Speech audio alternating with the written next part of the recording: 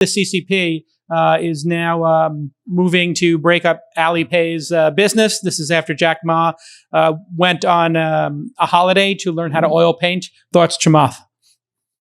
Well, I think this is sort of like one other step in what we've been talking about for a while, which is that China is basically becoming a completely vertically integrated government where the public and private sector has no real clear delineation.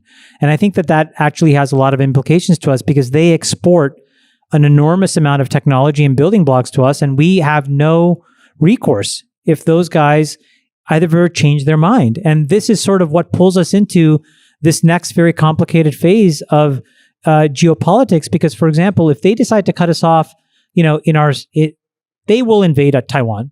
I've said this before, but I think that they will. And we will have no choice except to deploy troops into Taiwan. Because in the absence of the silicon that we need from TSMC and a couple of other manufacturers there, we have zero capability here. This is why you see Intel, for any second, when you guys hear an Intel press release that says they're investing $90 billion, do you not think, where does Intel come up with $90 billion?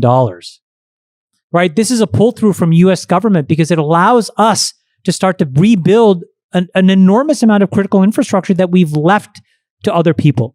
So, China is systematically decomposing and basically destabilizing all the China internet companies. They're going to control and inbound all of the critical resources. And we're going to have these really hard conversations unless this is, again, why I go back to, I don't believe what you said. Entrepreneurs are not enough of the solution. We need the government to step in with intelligence, not with anything other than that. They don't need laws necessarily. They just need to understand the problem. And then or get out of the way in some cases.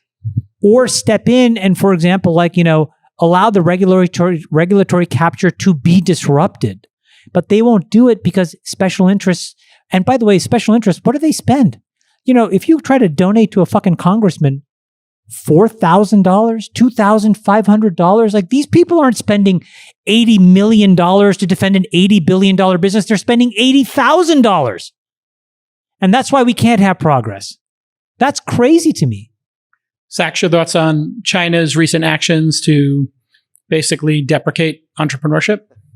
It's a continuation of the trends we've been talking about on this show. Like Chamath was saying, they're bringing these entrepreneurs, they're moguls, they're oligarchs under the thumb of the CCP and Xi Jinping. They're consolidating control and power and money.